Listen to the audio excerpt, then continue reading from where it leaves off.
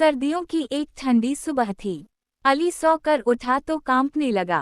अम्मी आज स्कूल नहीं जाना, बहुत सर्दी है। अली ने कंबल में मुंह छुपा लिया।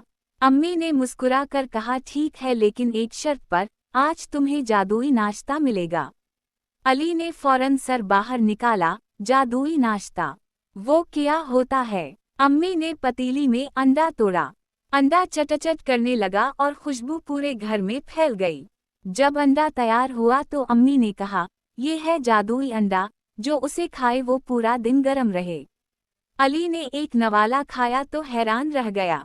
अम्मी वाकई मेरा जिस्म गर्म लग रहा है। अम्मी हंसकर बोली, बस उसी लिए सर्दियों में अंडे जरूरी हैं, ये तुम्हें ताकतवर और तंदुरुस्त रखते हैं। अली ने जल्दी से सारा अंडा खा लिया और खुश होकर बोला, अम्मी कल से तो मैं खुद जादुई अंडा बनाऊंगा। अम्मी ने प्यार से कहा, शाबाश मेरे बहादुर बच्चे।